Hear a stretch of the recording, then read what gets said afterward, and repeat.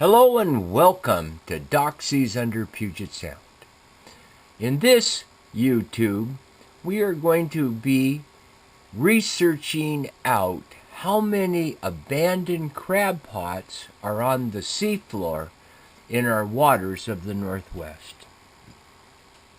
Right now, we're looking at our depth finder. We're in fairly shallow water, only 25 feet depth. But you see, here is an abandoned crab pot, either fallen off the boat that they didn't know about, couldn't locate it, or they didn't use enough floats on the rope itself so that when the tide comes in, the float actually disappears from the surface and they're not able to find it when it's ready to be removed or they want to go home. You're looking at now something that we've discovered is these starfish, much like The Walking Dead. If you've seen any of those series of The Walking Dead, this is kind of reminds me of that. You see that starfish there, fairly large in size? See the other starfish in that crab pot? They slowly move into the grabbing the crab and having themselves a lunch, and the crab cannot get away because they're locked in. And you see how they're all towards the back of this particular pot trying to protect themselves? These starfish are ruthless, and you can see them fighting them off right there, moving them away.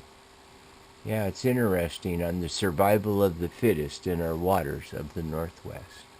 If you've just joined us for the first time, I'd like to welcome you to Doc Sees Under Puget Sound.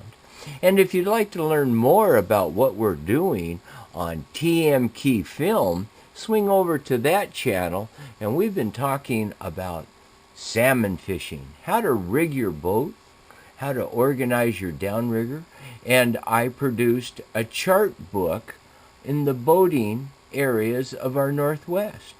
And if you're someone that has just moved into our area, would like to learn some of the Puget Sound hotspots, hey, check out our chart book. That'll help you.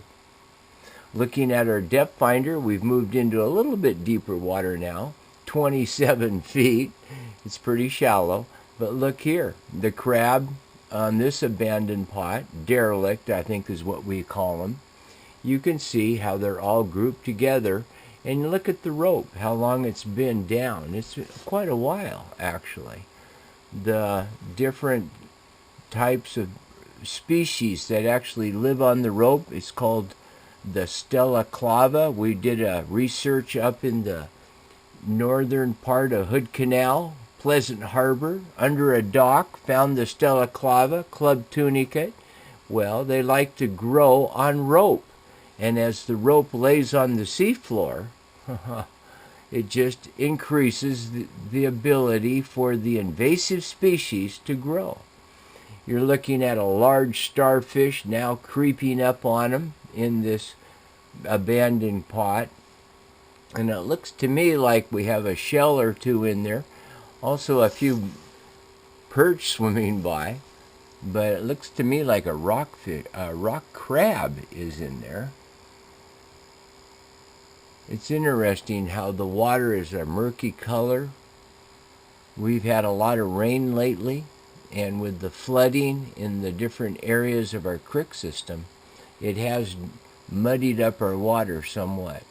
Now here's a starfish going after, trying to get into the crab pot itself.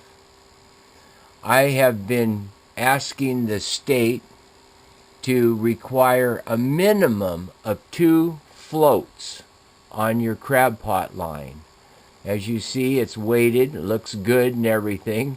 However, with the one single float, it's not enough. It tends to get under the surface about 10 feet, and then the water pressure, it takes it right to the bottom. And it's interesting, maybe we can do a YouTube coming up on putting a kind of a styrofoam cup down at 300 feet and see how it's shrunk. It's amazing the pressure that is out there in our deeper depths of Puget Sound. The rope that we're following now is just going down, like I said, to, let's see, looking at the depth finder, about 27 feet. And these pots are just sitting on the seafloor with the crabs starving to death. And there's a shell there that you see. And there's really no way to find them unless you're in a research vessel like that we are using with the diver drone. Now the diver drone has a number of different cameras. We're able to shoot 360 degrees and really understand how we can educate the public on these abandoned crab pots. We're going to call them derelict crab pots, and save a lot of our marine life just by not losing these abandoned pots and making a better environment for our crabs and the different marine life. Looking at the shot there, you see the top of a shell already of a crab that has kind of been eaten by a starfish. You can see the starfish right there at the bottom of the pot. And a lot of the perch come in and feed off of this, the smaller ones that are able to go through. But like I was trying to point out before, these abandoned pots continue to catch crab, and then the crab become eaten by the starfish. It's not a good thing at all. And as you look at the screen now, you'll see that these ropes just lay there on the seafloor with invasive species having the opportunity to grow on them. And the float is only about 15 feet under the water, but the pressure is enough to collapse it so it no longer floats. And like I mentioned before earlier in this, I would like to see a minimum of 2 of these floats on the surface marking where your crab pot is. I'd like to thank you for watching and continued good success out there, you crab fishers. But please, let's work together and not let this type of derelict gear sit on our seafloor of Puget Sound.